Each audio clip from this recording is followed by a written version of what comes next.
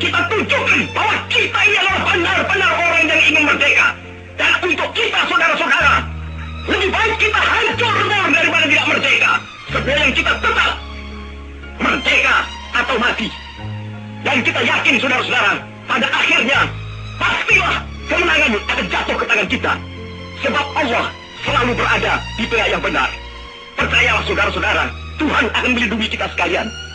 Allahu Akbar, Allahu Akbar, Allahu Akbar. Merdeka! Dan ingat, begitu Sumpah Pemuda dikumandangkan, pemudanya bersatu, muncullah slogan merdeka atau mati. Itu kan jihad. Itu kan jihad. Merdeka atau jihad. Jihad punya siapa? Islam. Belanda yang melarang kiai bicara politik, maka saatnya para ulama, saatnya para habaib untuk bicara politik.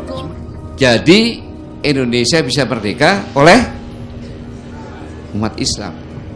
90% kok, ya kan? Umat Islam. Pasti dimobilisasi oleh para kiai. Tapi kalau sudah Islam dikutik-kutik, saya katakan jangan membangunkan macan tidur. Nah, jadi zaman sekarang ini jangan sok-sokan.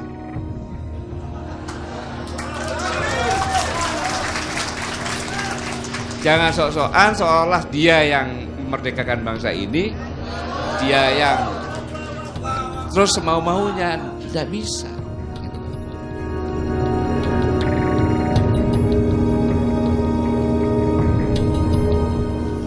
Nah, orang-orang yang berjiwa kesatria ini tidak pernah menindas yang lemah.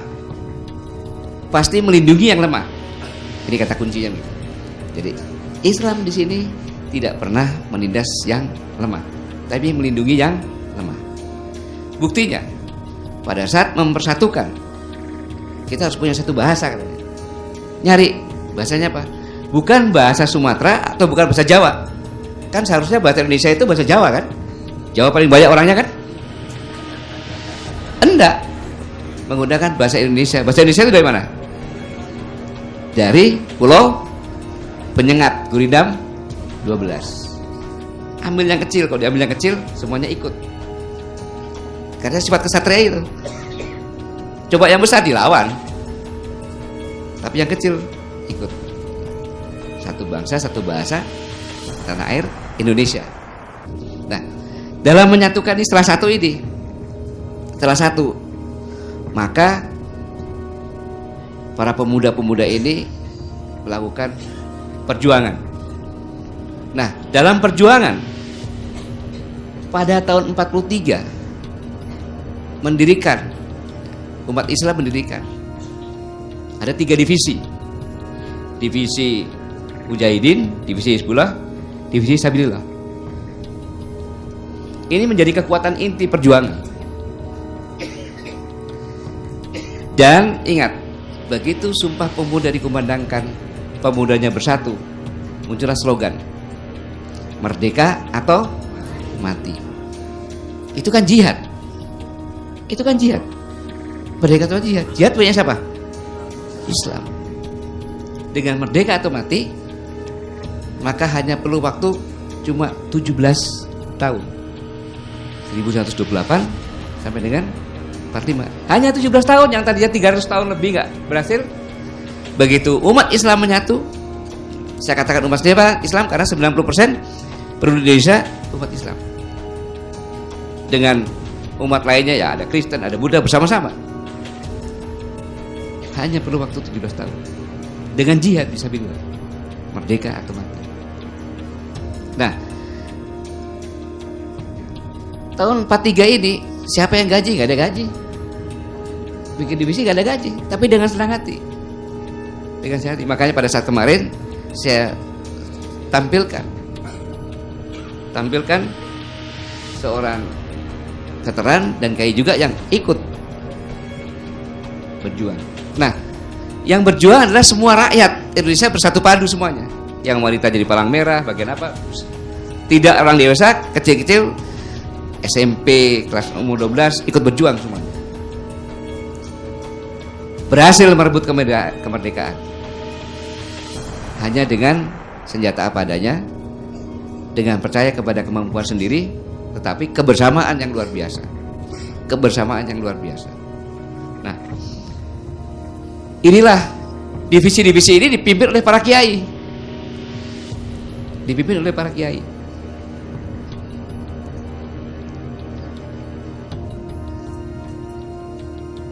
Jadi Indonesia bisa merdeka oleh umat Islam. Kalau 90% kok, ya kan? Umat Islam. Pasti dimobilisasi oleh para kiai. Sehingga bersatu semuanya. Jadilah negara. Di dalam negara pun setelah semuanya berhasil, belum ada tentaranya itu. Belum ada tentaranya.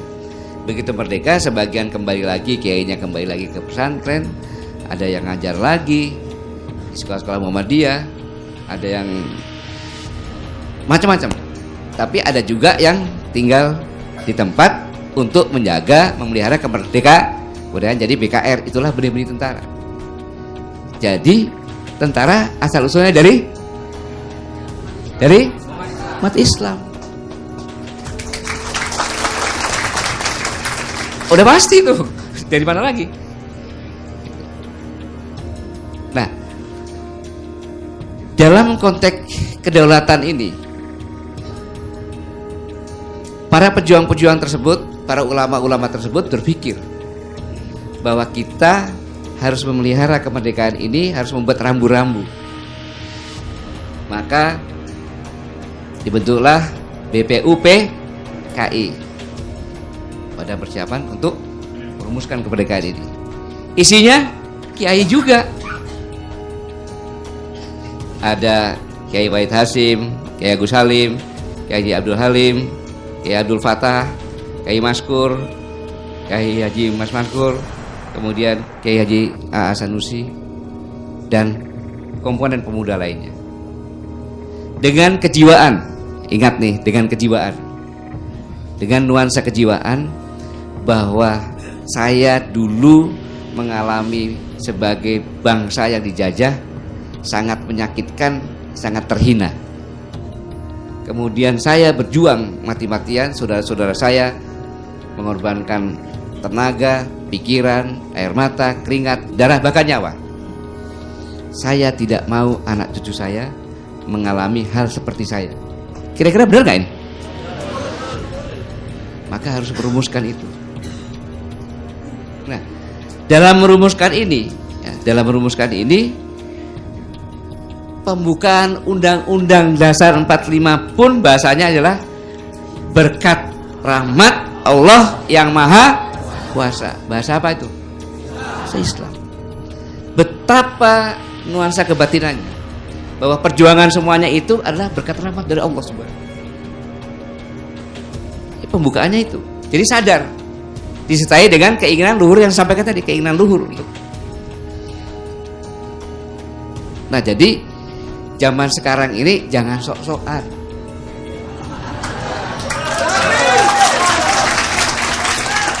Jangan sok-sokan seolah dia yang memerdekakan bangsa ini, dia yang terus semau-maunya. Tidak bisa. Gitu. Islam mengatur bagaimana cara penanaman modal yang dikenal dalam hukum fikih babul qarat. Ada yang membaca babul qirat, persilakan. Bagaimana investasi dalam Islam? Islam berbicara sampai mendetil. Bagaimana memesan barang? Ya kayak sekarang ini ada online. Ada syarat-syaratnya, memesan namanya babus salam. Bagaimana kita memesan barang? Syaratnya bagaimana? Pembayarannya bagaimana? Persilakan baca Fathul Qarib, Fathul Muin. Jadi kalau ada tokoh Islam berkata bahwa Islam tidak mengatur kehidupan manusia sehari-hari, itu keluar dari orang-orang yang bodoh dan tidak mengerti syariat Islam. Paham? Paham? Mestinya saya sudah tidak pidato begini. Dulu 40 tahun yang lalu saya begitu pidato begini. Tapi kalau sudah Islam dikutik-kutik, saya katakan jangan membangunkan macan tidur. Saya sudah tidur sebenarnya karena tua. Tapi jangan coba-coba Islam itu dipermainkan. Syukur akan tampil sebagaimana dulu ketika umur 20 tahun, 30 tahun. Tangan saya masih mampu untuk nonjok-nonjok. Kalau ini sudah menyangkut soal Islam. Jadi orang yang berkata Islam tidak mengatur ekonomi, tidak mengatur politik, itu orang yang bodoh Islam. Ngaji. Jangan Islamnya cuma asyhadu an la ilaha illallah wa asyhadu anna Muhammadar Rasulullah. Tidak pernah belajar Islam, tidak pernah ngaji tafsir, tidak pernah ngaji hadis, lalu berkata bahwa Islam tidak mengatur kehidupan manusia. Itu keluarlah dari pemikiran orang-orang yang bodoh Islam. Paham? Mengatur ekonomi, mengatur ekonomi supaya pelaku ekonomi bermoral, yang dagang berakhlak, yang buka industri berakhlak. Ini tujuannya mengapa Islam bicara ekonomi, supaya pelaku ekonominya bermoral, berakhlak. Innama bu'itsu liutammima makarimal akhlak. Paham? Mengapa Islam bicara politik? Intinya kata kuncinya satu, innama bu'itsu liutammima makarimal akhlak. Mengapa Islam bicara politik?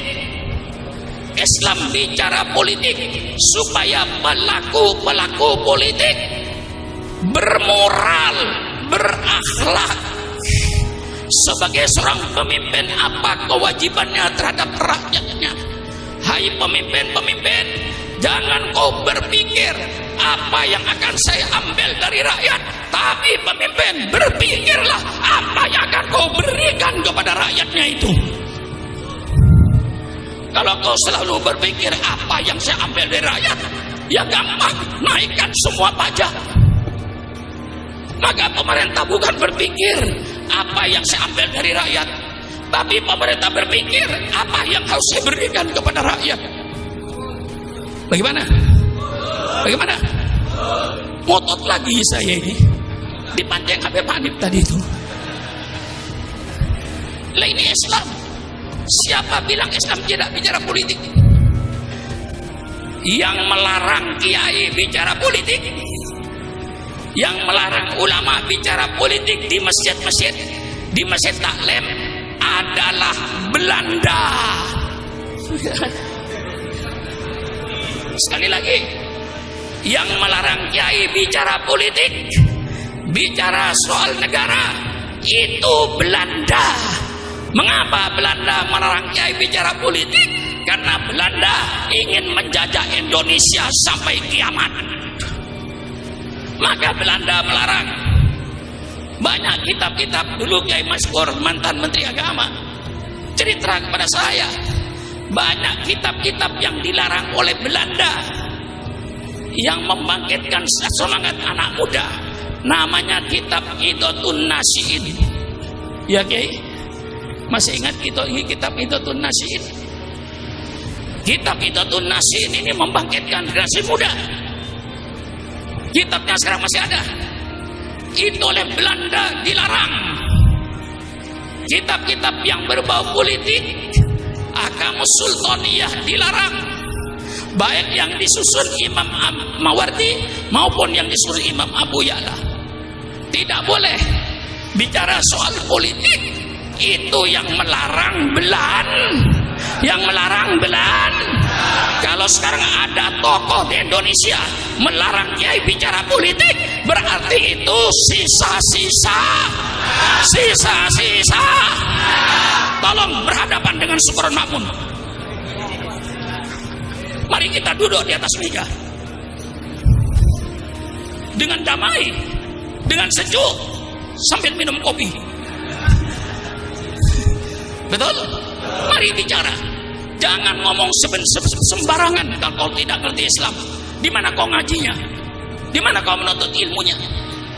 Mentang-mentang jadi tokoh, tidak pernah ngaji Islam, bicara orang Islam. Ini yang merusak Islam di Indonesia ini.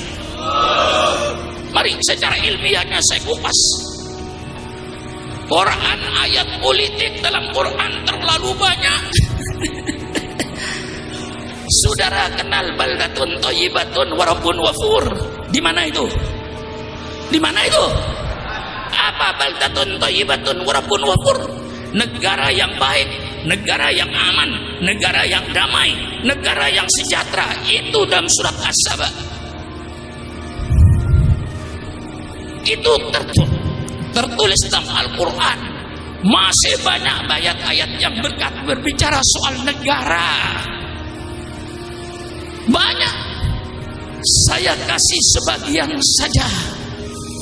Lau anna ahlal qura amanu wattaqau la fatahna alaihim barakatim minas sami walakin kadzabu fa'udnahum bima kanu yaksibun. Ini ayat bicara politik negara. Seandainya penduduk negeri ini beriman dan bertakwa kepada Allah, pasti kata Allah, saya bukakan keberkahan dari langit. Hujan turun berkah, bukan angin puting beliung. Hujan turun berkah, bukan banjir bandang. Hujan yang membawa keberkahan. Kami buka keberkahan dari bumi. Buah-buahannya tumbuh, padinya tumbuh, jagungnya tumbuh, yang subur, makmur. Lau anna ahlal qura amanu wattaqau. Ini ayat menyebut suatu negara. Wa daraballahu mathalan qaryatan kanat aminatan mutmainnah ya'tiha rizquha rawadan min kulli makan fakafarat bi an'amillah fa'adaqallahu libasal ju'i wal khawfi bima kanu yasnaun. Ini ayat politik. Allah memberikan satu contoh negara yang aman, negara yang tentram. Mengapa aman tentram? Karena keadilan. Allah datangkan rezekinya yang berlimpah ruah dari segala penjuru. Negara ini yang menjadi cita-cita setiap manusia. Negara seperti di Quran ini yang diharapkan oleh semua manusia. Tapi apa yang terjadi? Fakafarat bi an'amillah. Mereka lalu ingkar kepada nikmat Allah. Allah tukar fa'adaqahul libasal ju'i wal khawfi bima kanu yasnaun. Allah tukar rezeki yang berlimpah dengan kelaparan. Berapa banyaknya bangsa Indonesia sedang lapar hari ini? Subhanallah, subhanallah. Allah tukar keamanan dan ketenangan dengan kegelisahan. Lihat sekarang ini di Irian, di mana-mana tempat. Subhanallah, subhanallah. Allah bicara negara, malah Allah menceritakan lagi bagaimana Allah cara menghancurkan suatu negara. Ini terperinci dalam Al-Quran. Dalam Al-Quran terperinci. Idza aradna an nulika qaryatan amarna mutrafiha fafasaku fiha faqalahil qawlu fadammarnaha tadmira. Kalau Allah ingin menghancurkan suatu negara, apa yang Allah jadikan? Allah perintahkan orang-orang yang bergelimang dalam kenikmatan untuk taat kepada Allah, tapi mereka tidak taat kepada Allah. Orang-orang kayanya yang bergelimang dengan kenikmatan itu, mereka main perempuan, main judi, mabuk-mabukan segala larangan Allah. Itulah Allah hancurkan negeri itu. Kalau ini sudah terjadi, ada yang membaca tafsir itu bukan amarna, dibaca amarna. Kalau Allah ingin menghancurkan suatu negara, maka Allah jadikan pemimpin negaranya itu orang-orang yang bergelimang dalam kemewahan. Karena mereka sudah bergelimang dalam kemewahan, dengan makan duit rakyat, dia lupa kepada rakyatnya, dia kerjakan kedoliman, dia kerjakan ketidakadilan, disitulah Allah hancurkan negeri itu. Bagaimana? Ini nyumbang atau menduskan Habib Hamid pada saya ini. Ya karena saya orang tua, maka tindakan belakang itu benar itu. Persilakan kayak bicara segala macam, bicara bebas. Syukur Mamun suruh terakhir mesti nyambung. Kayak asli pidato, saya belakangan nyambung. Setiap kiai pidato, saya belakangan nyambung. Tinggal terusin aja. Maklum umurnya 81 tahun. Ya, bicara 8 apa? Saya ini pidato Habib Hanif sudah 53 tahun. Saya pidato sejak zaman Bung Karno. Saya sudah pidato melawan Bung Karno. Mestinya orang Betawi itu secara psikologisnya sudah bosan melihat saya. Mestinya bosan Anda. Masa lihat muka saya 53 tahun, mendengar suara saya mulai saudara di ibtidaiyah, mulai di sanawiyah, sampai sekarang jadi kiai. Insya Allah Kiai Munawir asli itu mendengar pidato saya barangkali di sanawiyah waktu itu, mendengar pidato saya, mestinya kiai sudah bosan mendengar suara saya ini. 52 tahun 3 bulan bertahun suaranya itu aja, mukanya itu aja. Bosan enggak? Bosan enggak? Mengapa tidak bosan? Saya memberikan ini bahwa Islam itu bicara politik. Belanda yang melarang kiai bicara politik, maka saatnya para ulama, saatnya para habaib untuk bicara politik. Selamatkan NKRI ini, selamatkan Indonesia ini, selamatkan negara Republik Indonesia ini, supaya ulama kalau sayang negara, ulama bicaralah soal politik di masjid-masjid dengan syarat politik Al-Quran yang santun dan sopan, politik sunnah Rasulullah, politik yang santun dan sopan, bukan politik seperti sekarang ini yang penuh dengan hoak, penuh kebohongan, penuh ketidakadilan. Mari kita bikin politik yang sopan, politik yang santun, kembali politik yang sopan, politiknya Al-Qur'an.